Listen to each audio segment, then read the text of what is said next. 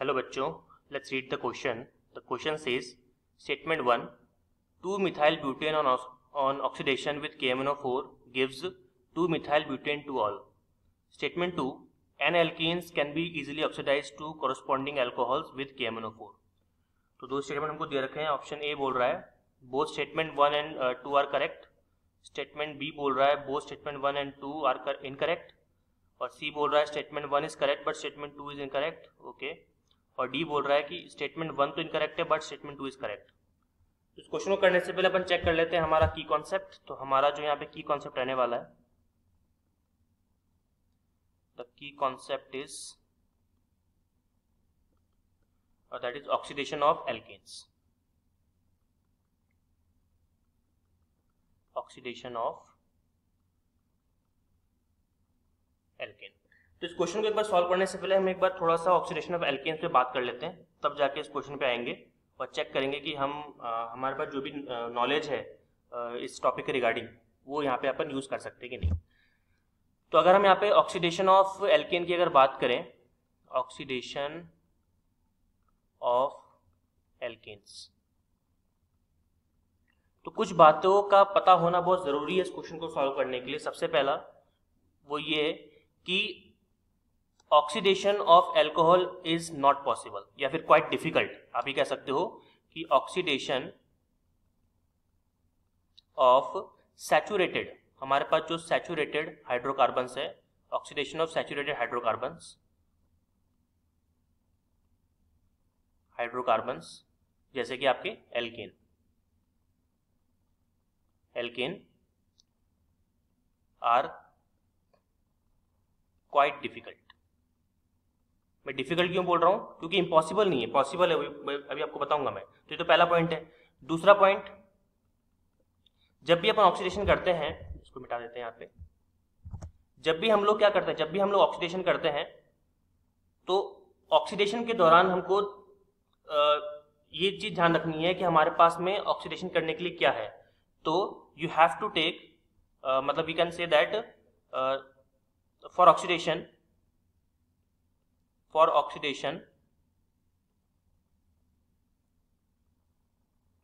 strong oxidizing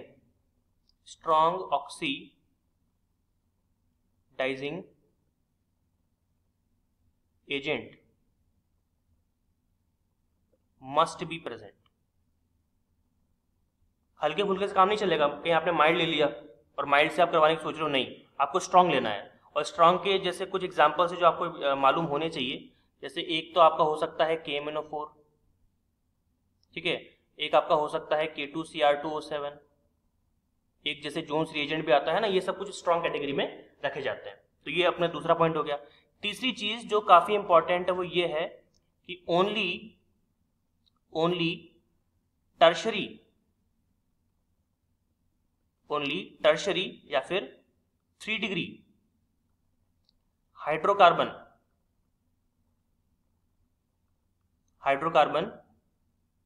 oxidizes and forms alcohol. तो अगर आप ऑक्सीडेशन कर रहे हो, जैसे मैंने कहा था ना कि डिफिकल्ट है, इम्पॉसिबल नहीं है. तो डिफिकल्ट कैसे है कि केवल टर्शरी हाइड्रोकार्बन का ही ऑक्सीडेशन पॉसिबल है. और जब आप करते हो ऑक्सीडेशन तो क्या बनता है? अल्कोहल बनता है. तो क्या 1 डिग्री 2 डिग्री नहीं करते? तभी तो क्या लिखा है मैंने? Only. It means 1 degree and 2 degree not, इसको रब कर देते हैं हम लोग, 1 degree and 2 degree not forms alcohol.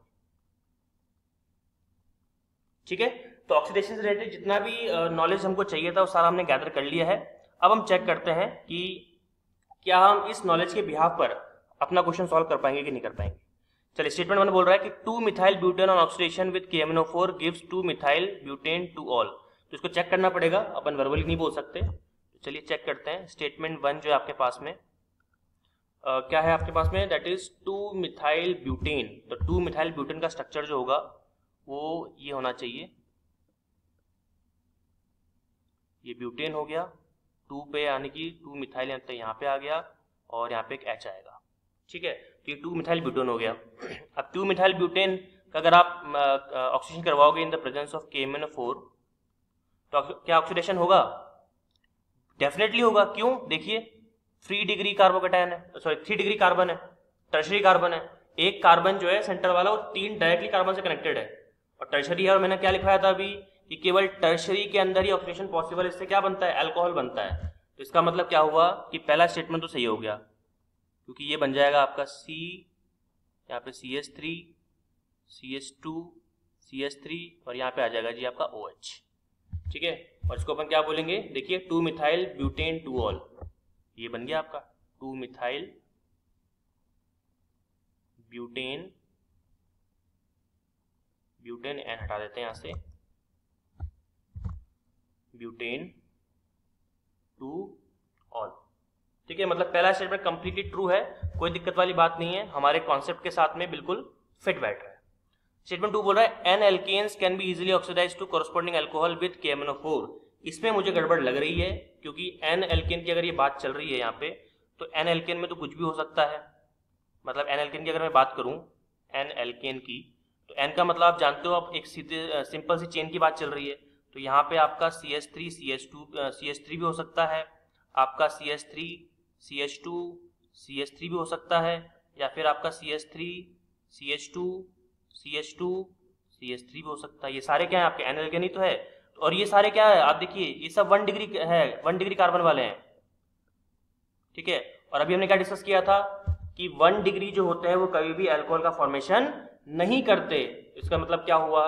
Statement 2 completely क्या है आपका? रॉन्ग है। तो क्या हमारा आंसर आ सकता है? बिल्कुल, statement 1 is correct but statement 2 is incorrect. तो C will be your right answer. तो final answer is option number C। Hope you understood it well. All the very best.